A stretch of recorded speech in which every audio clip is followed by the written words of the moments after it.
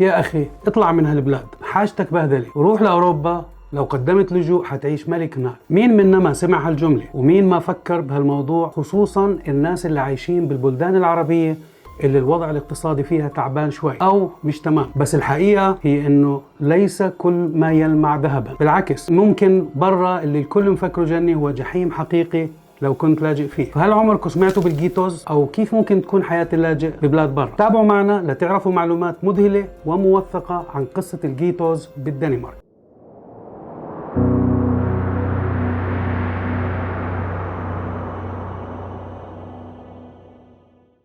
السلام عليكم واهلا بكم في حلقة جديدة من سحابة المعلومات. معكم خالد عبد الرازق، واليوم ان شاء الله حنتكلم عن ابشع تعامل للانسان مع اللاجئين بالجيتوز. الحياة الكريمة او الحياة مع الحدود الدنيا من الاستقرار هي الاشي الطبيعي اللي لازم يحظى فيه اي انسان على وجه الكوكب. هو الاشي اللي بيناضل عشانه عدد من السكان في البلاد الفقيرة نسبيا او اللي بتشهد وضع غير مستقر سياسيا او اقتصاديا. لهيك بيسعوا سكان هالبلاد لانهم يهاجروا بحثاً عن الحياة الجيدة. والمقصد الأول بكل تأكيد هو الدول الأوروبية الغربية اللي كتار بيظنوا إنها مثالية للعيش وحتأمن مستقبل واعد للأطفال وحياة جيدة. وهون لازم نوضح إنه الفكرة السائدة هي مجرد وهم بكثير من الأحيان، والحلم بإنك تكون مواطن مندمج حيتحول لأنك تكون لاجئ بمعاملة لا ترقى بالإنسان، خصوصاً لما تكون بوحدة من الدول الاسكندنافية وتنصدم بواقع الجيتو والحياة القذرة فيه. راح نحكي شوي عن الجيتو، بداياته وسبب ظهوره. مصطلح الجيتو مش مصطلح جديد، وإنما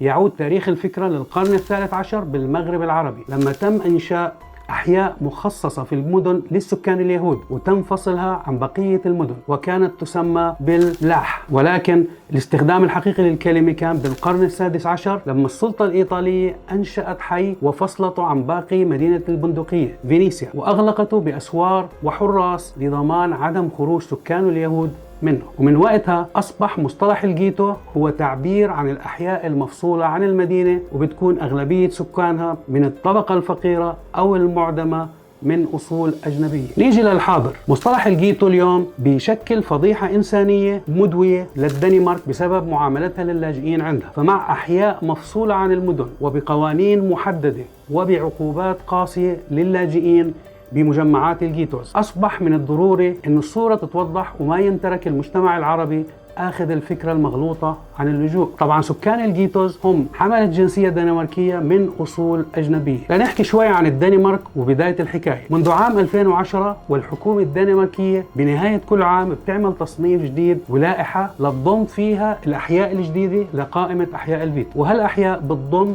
بأكثر من 50% من سكانها المهجرين واللي بسموهم غير الغربيين واللاجئين. واليوم بعام 2021 تم تصنيف 28 حي في الدنمارك على انهم جيتوز او جيتو قاسي. وهالشي بالنسبة للحكومة الدنماركية يعتمد على نسبة المهاجرين او نوعية وعرق سكان الجيتو. تخيلوا يا رعاكم الله، كل ما زادت هالنسبة بيزيد الاستحقار والتعامل السيء مع سكان هاي المناطق. وللأسف فتصنيف السكان بهديك المناطق ما بيعتمد على معايير منطقية أو علمية، وإنما معايير عرقية. فالحكومة الدنماركية ما قدمت أي تعريف لمصطلح غير الأوروبي أو غير الغربي، وقررت الأمم المتحدة أنه هذا التصنيف هو فقط كناية عن غير البيض. وأحد أبرز الأشياء اللي بتتعارض مع الإنسانية المزعومة هي أنه الحكومة الدنماركية فارضة قوانين مرعبة على السكان من أحياء الجيتو تختلف عن السكان الدنماركيين بأي مكان ثاني من البلد. فمثلا عقوبة الجرائم داخل الجيتوز بتكون ضعف المدة اللي ممكن يقضيها المجرم لو كان من برا الجيتو، إضافة إلى أنه الحكومة الدنماركية لها الحق بهدم المساكن وتوطين السكان بمناطق ومنازل أخرى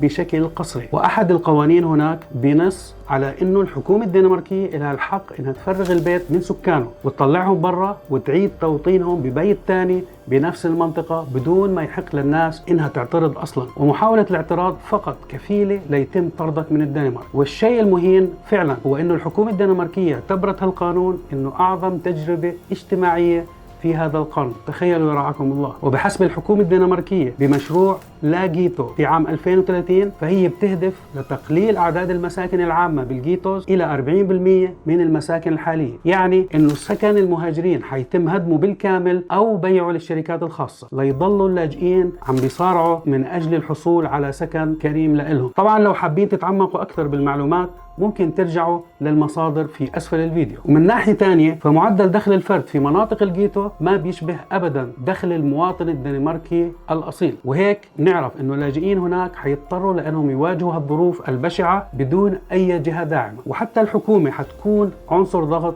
على اللاجئين. تخيل إنه الطفولة ليست من حق الأهل في الجيتوس. ومن ناحية أخرى غير القوانين الجنائية في قانون مرعب آخر بالجيتو الدنماركي، وهو إنه الطفل منذ عمر السنة لازم يبتعد عن أهله بشكل قسري لمدة لا تقل عن 25 ساعة في الأسبوع ليتلقى التعليم باللغة الدنماركية ولتعلم القيم الدنماركية. وبيشمل التعليم اللي بيتلقاه الطفل هناك كل شيء متعلق بطريقة وأسلوب حياة الدنماركيين، ومن ضمنهم تقاليد الاحتفال والأعياد الدينية وغير الدينية، وهالشي من غير خيارات، بل الأهل مجبرين إنهم يعملوا هالشي، لأنه بحسب قول الحكومة الدنماركية اللي ما بيحب إنه يندمج بالمجتمع بإرادته فإحنا مضطرين لنجبره على هذا الشيء، وهذا القرار هو حيز التنفيذ حاليا. أما الشيء الأفظع من هيك هو قانون تم اقتراحه أكثر من مرة من قبل الحكومة الدنماركية، وهو وضع أساور إلكترونية على كاحل الناشئين في مناطق الجيتوس لحتى يتم مراقبتهم والتأكد من عدم خروجهم بعد الساعة 8 مساء. تخيلوا يا رعاكم الله، شو بدكم أحسن من هيك جنة؟ باختصار فأنت بالجيتو ما بتمتلك حريتك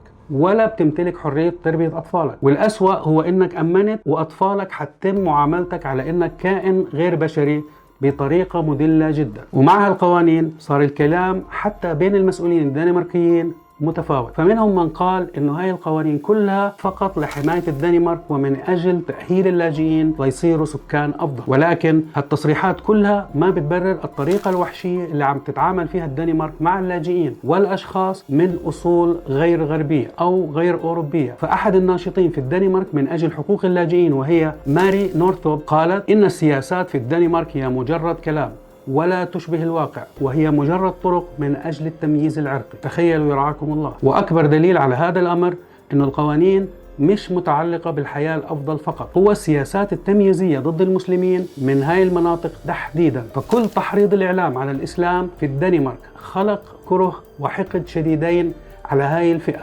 لدرجة أنه بعض البلديات في الدنمارك جعلت لحم الخنزير عنصر أساسي في الوجبات المدرسية، بالإضافة إلى أن الحكومة الدنماركية كانت عم تسعى لحظر البرقع أو النقاب في الدنمارك، واللي هو ما بيمثل إلا تمييز ضد الإسلام. فالبرقع مهما كان أو النقاب هو حرية شخصية للأفراد ولا يمكن تقييده. طب يا ترى هل هاي القرارات متعلقة بالتطور بأي ناحية؟ وهل إلها أي أثر ثقافي أو إنها مجرد حركات يمينية متطرفة من المسؤولين الدنماركيين تظهر الحقد والجشع المتأصل ضد الديانات المختلفة والأعراق الأجنبية؟ خلونا نحكي عن أمر ثاني، وهو ماذا لو قبلت بكل هالذل مقابل أنك تعيش في مكان آمن نسبيا مثل الدنمارك؟ هل حتضمن حقوقك؟ الجواب أكيد هو لا. فبحسب لائحة الجيتو اللي صدرت من الدنمارك إن الدولة الدنماركية تسعى لإعادة أي لاجئ فيها إلى بلده الأصلي بمجرد استقرار الوضع هنا. يعني نحكي عن السوريين أو أهل الصومال أو غيرهم اللي أتوا للدنمارك من مناطق حرب. القانون ما بيقول انه هاللاجئين حيطرحوا على بلدانهم في حالة انتهاء الحرب، بل انه من حق الدولة انها تعيد هاللاجئين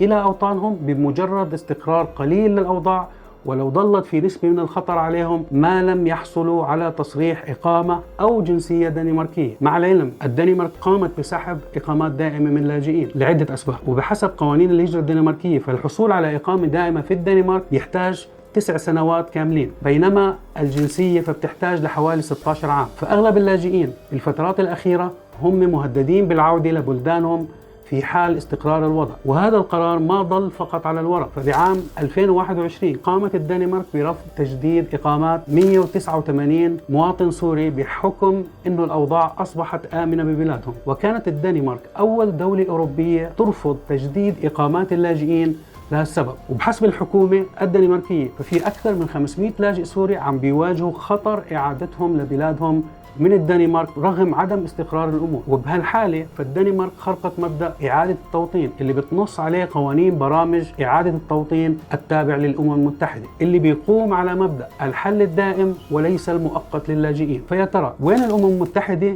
من هذا الخرق؟ طيب كل هالكلام هذا معقول يكون حقيقي بدولة مثل الدنمارك، واحدة من الدول الإسكندنافية الغنية اللي الكل بينظر لها على إنها رمز السلام والتطور والانفتاح؟ كيف ممكن تكون كل هالأمور مخفية عن الناس؟ الجواب هو إنه الإعلام هو المتحكم الأول والأخير بالمواد اللي لازم نتعرض لها. هم عم بيختاروا شو بدهم العالم يشوف وبيغطوا على كل نواحيهم السلبية أو بيلبسوها ثوب التطور والحداثة. وهون للأسف إحنا ما عم نحكي عن أي خرق للحريات الشخصية أو فرض رأي مثلا، بس إحنا بنحكي على جريمة مروعة بحق الإنسانية وعم بتصير بوحدة من أكثر الدول تطورا وتحضرا حول العالم. طبعا بحب أكد إنه الكلام هذا كله مش مجرد تحريض للكره، بل إنه إحنا على طول بنتمنى إنه السلام يعم بالعالم، ولكن هذا الكلام هو مجرد تنبيه لكل شخص ما زال بيحلم بالحرية الغربية أو الليبرالية المطلقة. كل هذا وهم، ما في حرية باللجوء ولا يمكن حسب ما حصل في الدنمارك أن يعمل لك ولا لأولادك كرامة. وهون يا ترى شو السبب وراء هالتصرفات من قبل الحكومات الغربية؟ أو زي ما بيحكوا إنها طرق لتخفيف حدة اللجوء لإلها، أو يمكن ومع الأسف إنها لعنة الأصول الأجنبية اللي حتذوقك